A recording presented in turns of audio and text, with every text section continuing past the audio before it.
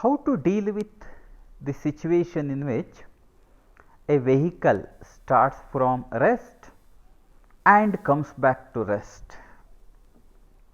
Generally, a vehicle, maybe a car or a train, starts from rest, accelerates for a while, maybe travels with a uniform speed for a while, and then decelerates and comes back to rest. These are the three phases that we are considering. Typical questions in this situation are based on total distance, maximum speed, etc. So, what are all the general equations that we consider? Let us see. Now, you see, if you consider this total journey, we can divide it into three parts. This is the part in which it starts from rest and covers a distance, say S1. Do not know what the distance is. Generally, time intervals are given T1 and T2. During this journey, it accelerates. Sorry, during the first part, it accelerates. During this second part, the velocity is constant, acceleration is 0, and it covers a displacement S2.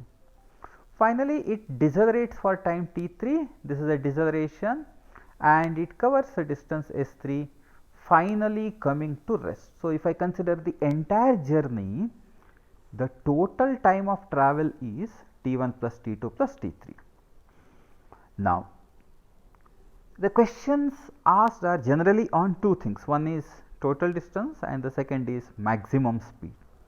Now, if you observe carefully, speed achieved becomes maximum during the acceleration stage. Speed achieved becomes maximum during the acceleration stage. Acceleration stage is the first stage. So, now the velocity at the end of the first stage or the speed at the end of the first stage can be found out using the first equation of motion. Starts from rest and its speed becomes at the end of this acceleration stage, and it has travelled for time T1 at an acceleration A. So, how do I find out that maximum speed? Using the first equation of motion, I write V max is equal to U plus AT. So, it is AT1. So, V max is equal to AT1, and the distance travelled during this interval is nothing but S is equal to ut plus half AT square. So, half AT1 square, that is the distance travelled or displacement in the first part of the journey. Now, let us consider the second part of the journey. During the second part of the journey, the speed is constant. At what speed is it moving? V max, which is equal to A1 T1. Also, it has travelled for time T2. Therefore, for this part of the journey, the distance travelled is nothing but V max into T2. So, the distance travelled is V max into T2. This is for this part. Now, for the third part, if you observe carefully, its initial velocity is V max, final velocity is 0, it decelerated and it travelled for time T3. So, again I will use the first equation of motion, which is final velocity is equal to initial velocity minus AT or plus AT. That gives me V max is equal to A3.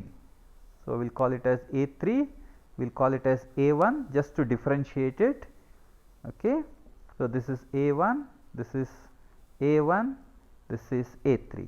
So, A3 into T3.